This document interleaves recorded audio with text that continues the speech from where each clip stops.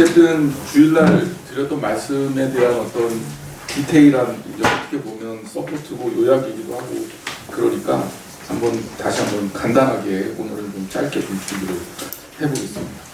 제목은 무엇을 섬기고 있습니까? 라는 건데요. 내용이 우리가 이제 좀 성경 내용을 알아야 좀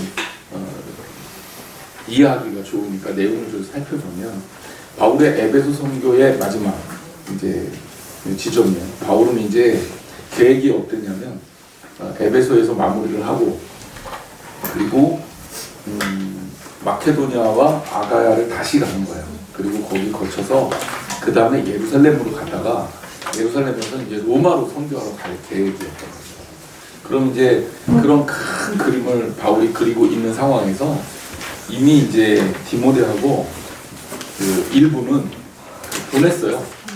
그 일부는 보내서 이제 마케도니아로 먼저 보냈죠. 마케도니아가 여러분 이제 처음 바울이 그 마케도니아에 발 디뎠던 데가 어디예요? 빌립보잖아요.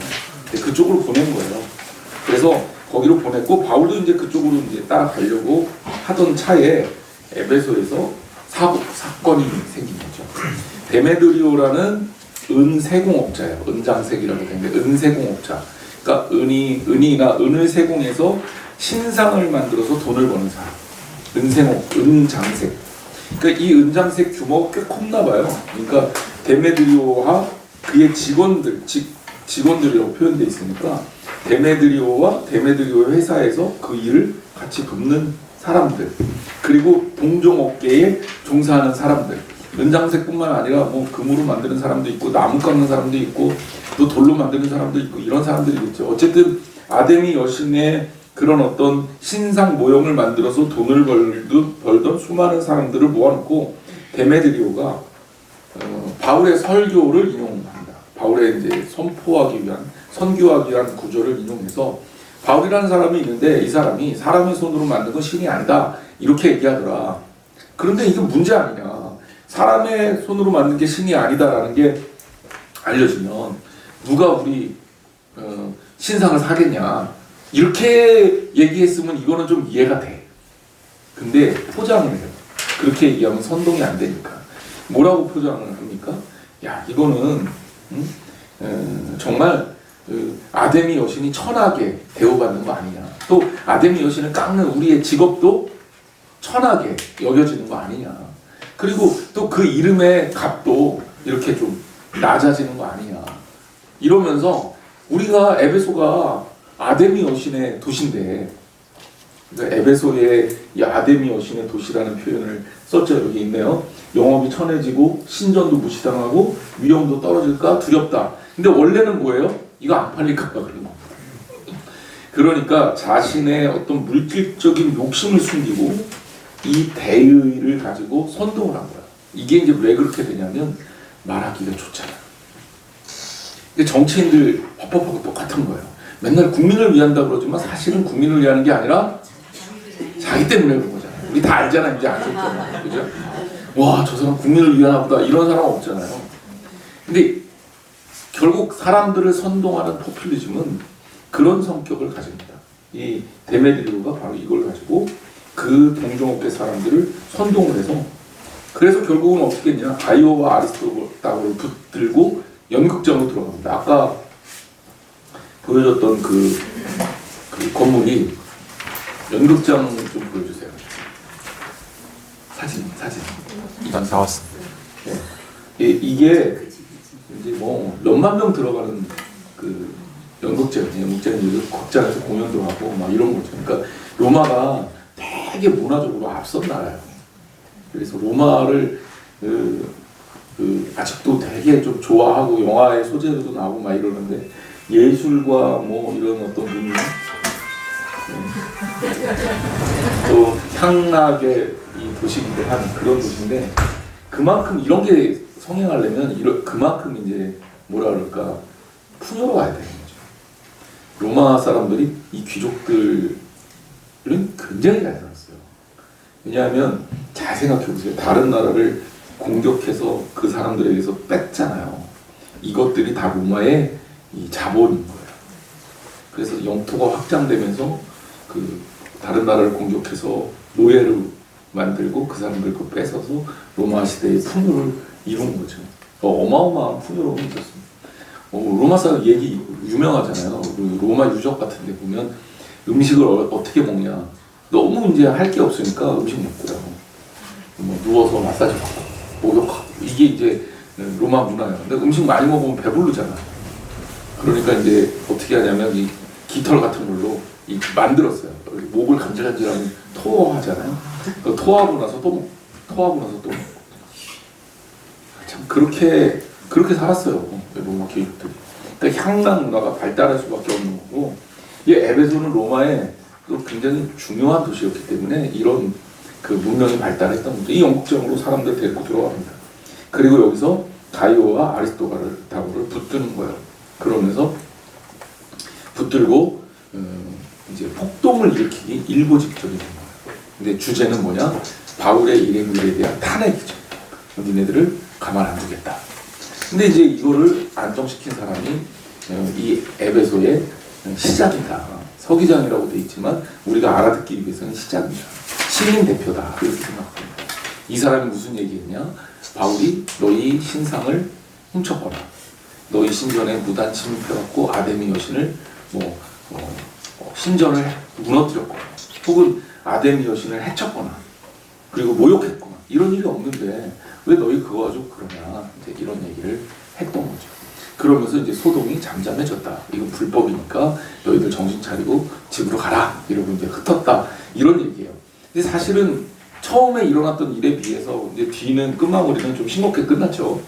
예, 바울이 개입 안 하고 끝났고 하나님 기적이 일어난 것도 아니니까. 근데 왜 이 이야기가 이렇게 비중 있게 긴 부분을 들여서 사도행전에 적혀 있느냐? 우리에게 가르쳐주고 있는 시사점이 있다는 거죠. 그 첫 번째가 뭐냐면 사람들이라는 존재에 대한 분석이에요. 즉 무슨 얘기냐? 인간이라는 존재가 얼마나 이기적이고 이게 이렇게 좀 뭐랄까 점착돼 있는지 그리고 그것들을 가지고 얼마나 몰입해 있는지. 아데미 여신이 신상을 만들어서 팔면서도 자기들끼리도 정말 거룩한 마음으로 섬기면서 여신의 신상을 사랑하는 마음을 가지고 이 여신은 정말 귀한 작품이야 이러고 신상을 조각했을까요? 안 그랬을 가능성이 많아요. 그러니까 그 사람들도 아는 거야. 이거 신 아니다. 지도 손으로 깎아놓고 이거 신이라 그러면 웃기잖아요. 그렇잖아요.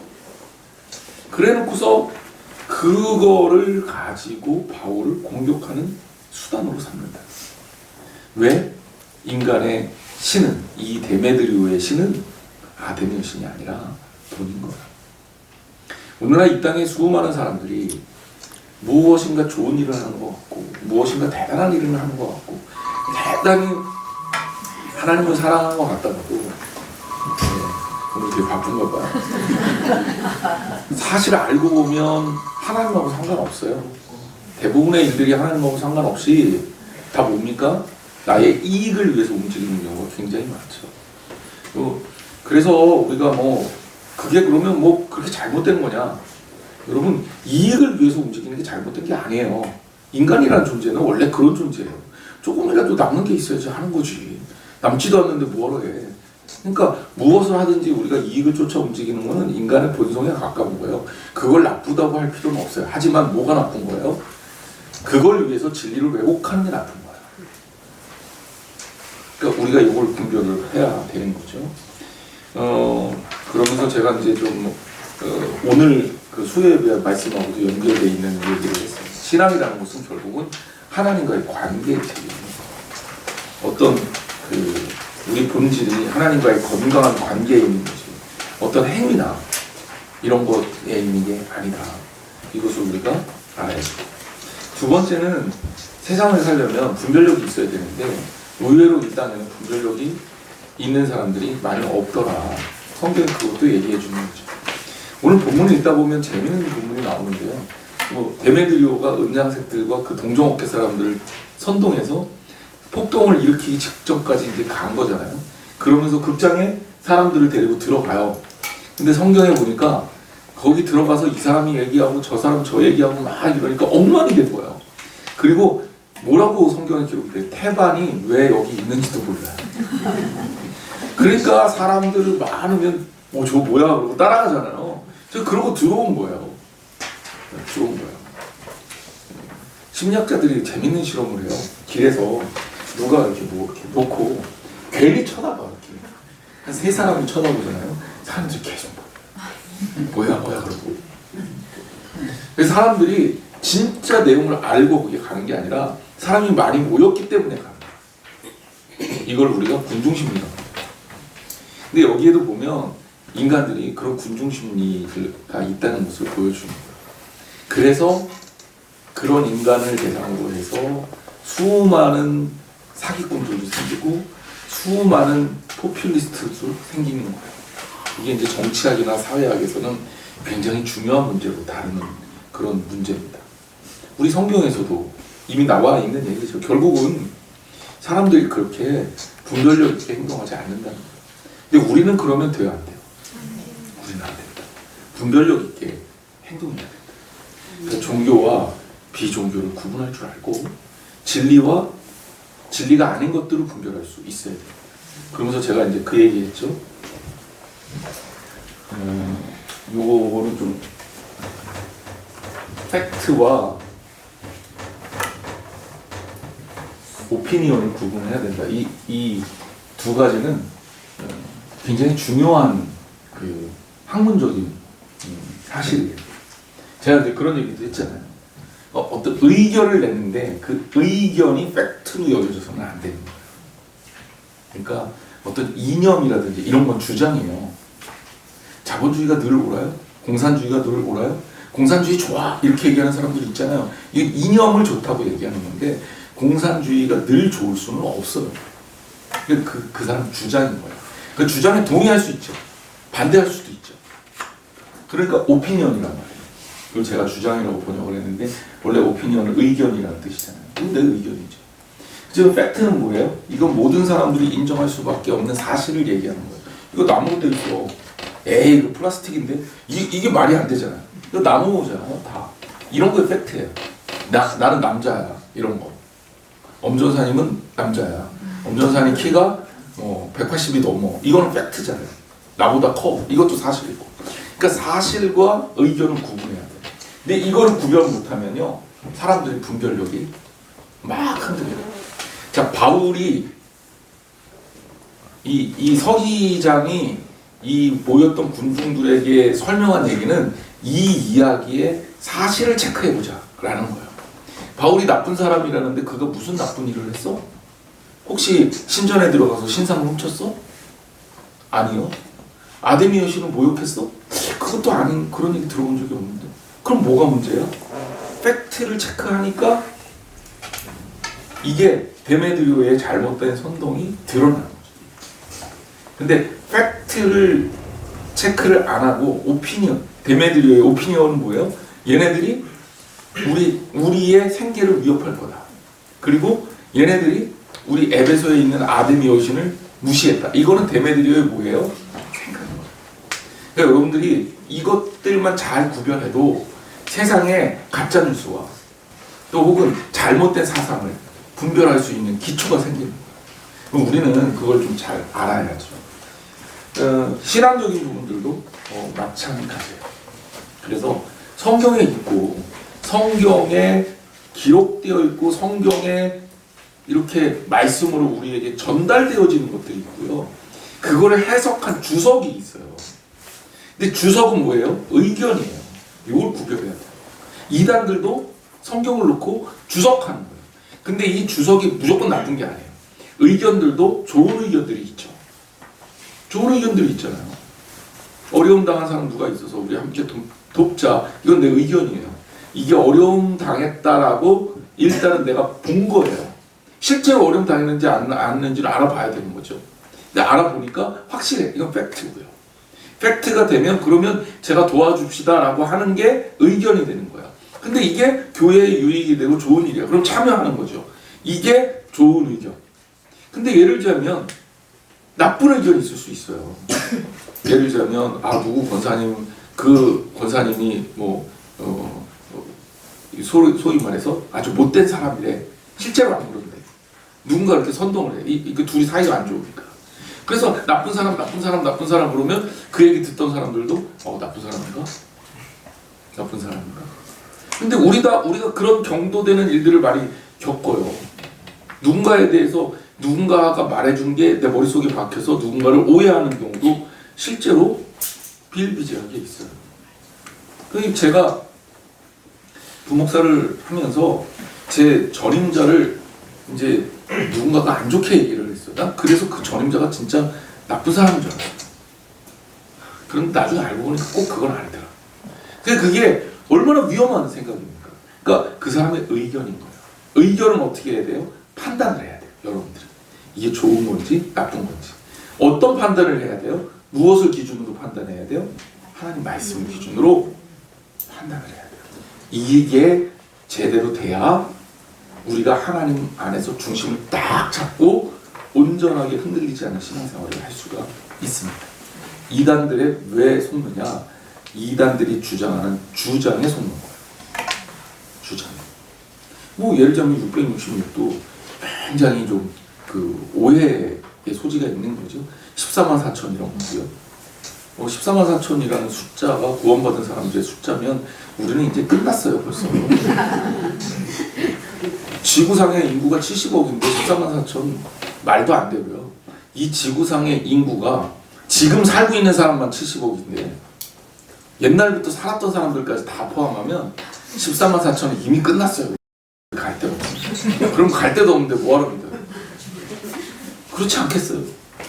이게 그거를 14만 4천을 주장하면서 자기네 뭐 예를 들면 신천지가 그 주장을 했으니까 신천지를 끌고 들어오기 위한 사람들을 이렇게 현혹시키기 위한 수단이 된 거죠. 666이라는 숫자도 그 666이라는 숫자가 문제가 아니잖아요. 실제로는 사단이 문제가 되는 거죠. 저희 그 한때 지난주에 우리 교회 구독자 수가 666이었던 때가 3일 있었어요. 그래서 제가 이거를 어떻게 좀 바꿔야 되나 빨리 한 명 구독 더 늘었으면 좋겠다 그랬는데 안 늘어.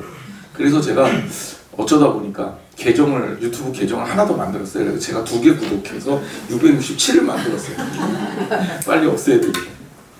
이제 뭐 그냥 농담처럼 하는 얘기입니다. 중요하지 않죠. 본질 아니잖아요. 근데 그건 그냥 하나의 해석가들의 주석이에요. 근데 주석에 흔들리지 말아야 됩니다.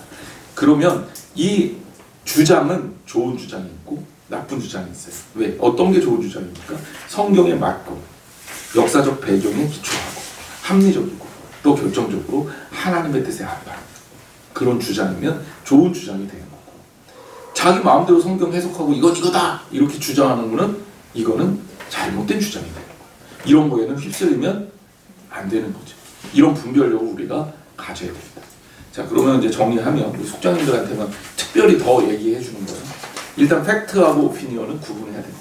사실과 주장은 구분하자. 그럼 주장은 또 어떻게 구분을 해라? 좋은 주장과 나쁜 주장을 구분해야 된다. 좋은 주장은 뭐다? 하나님 말씀에 근거한 합리적이고 건강하고 그리고 선한 목적을 위한 주장이 좋은 주장이다. 나쁜 주장은 뭐다? 개인의 이익을 위해서 사람들을 사기칠 목적으로 그리고 하나님의 뜻과 반대되는 주장을 하는 것은 나쁜 주장이다. 이걸 구별해야 돼요. 됐죠? 자, 세 번째. 그래서 결국 크리스찬은 어떻게 해야 되냐? 복음의 본질에 집중해야 되는 겁니다. 그래서 우리를 흔들리게 하는 수많은 것들이 있어요. 수많은 주장들이 있어요. 뭐 예를 들자면 우리 축구 요르단한테 졌잖아요. 근데 이거를 잘 분석을 해야 돼요. 그래야 좋아질 수 있어요. 감독이 욕먹거든요. 감독 때문에. 패스미스한 이 수비수들, 이 정신 못 차리는 것들, 이것들이 문제다. 혹은 기술 실력이 안 돼서 그럴 수도 있어. 실력적인 문제다. 혹은 정신 문장이 잘못돼 있다. 이렇게 주장할 수 있잖아요. 이 주장들을 골라서 어떤 주장이 맞는 주장인지를 제대로 판단을 해야 성장할 수 있는 거예요. 우리도 그런 과정을 거쳐야 됩니다. 근데 수많은 사람들이 막 얘기하는데 많이 얘기한다 그래서 그게 맞는 것도 꼭 아니다. 그러니까 이런 것들을 여러분들이 한마디로 얘기하면 이런 것들을 분별력이라고 표현하는 거예요. 우리한테 정말 필요해요. 왜? 이 시대가 너무나도 잘못된 주장이 이 필터 없이 그냥 막 쏟아져요. 이 시대는. 그래서 뭐 언론의 자유 얘기하면서 말할 자유 얘기하잖아요. 그러니까 주장하면 다 그게 말이 되는 그런 상황이고 전달되는 상황이니까 지금 우리는 필터 없이 진짜 쏟아지고 있어요. 분별력 없으면 우리는 흔들릴 수밖에 없는 거죠. 그래서 주님과의 건강한 관계 가운데 제대로 된 분별력을 가져야 된다.